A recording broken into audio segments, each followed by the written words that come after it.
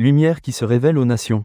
Alléluia, Alléluia. Lumière qui se révèle aux nations et donne gloire à ton peuple Israël. Alléluia.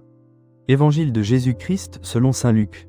Quand fut accompli le temps prescrit par la loi de Moïse pour la purification, les parents de Jésus l'amenèrent à Jérusalem pour le présenter au Seigneur, selon ce qui est écrit dans la loi. Tout premier-né de sexe masculin sera consacré au Seigneur. Il venait aussi offrir le sacrifice prescrit par la loi du Seigneur, un couple de tourterelles ou 2 petites colombes. Or, il y avait à Jérusalem un homme appelé Siméon. C'était un homme juste et religieux, qui attendait la consolation d'Israël, et l'Esprit Saint était sur lui. Il avait reçu de l'Esprit Saint l'annonce qu'il ne verrait pas la mort, avant d'avoir vu le Christ, le Messie du Seigneur. Sous l'action de l'Esprit, Siméon vint au temple.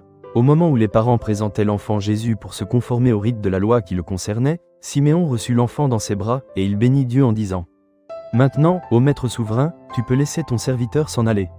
En paix, selon ta parole. Car mes yeux ont vu le salut, que tu préparais à la face des peuples. Lumière qui se révèle aux nations et donne gloire à ton peuple Israël. » Le père et la mère de l'enfant s'étonnaient de ce qui était dit de lui. Siméon les bénit, puis il dit à Marie sa mère : « Voici que cet enfant provoquera la chute et le relèvement de beaucoup en Israël.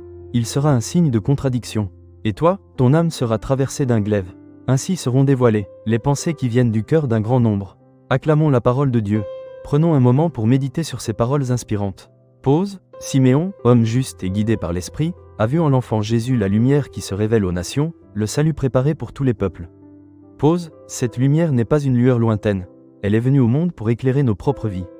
Elle dissipe nos doutes, elle réchauffe nos cœurs, elle nous révèle la présence aimante de Dieu même dans nos moments les plus sombres. Pause. Nous aussi, nous sommes appelés à reconnaître cette lumière en Jésus-Christ. Non seulement à la voir, mais à la laisser transformer notre regard et nos actions. Pause. Demandons au Seigneur, en ce moment, d'ouvrir nos yeux et notre cœur pour contempler cette lumière divine et pour la porter autour de nous.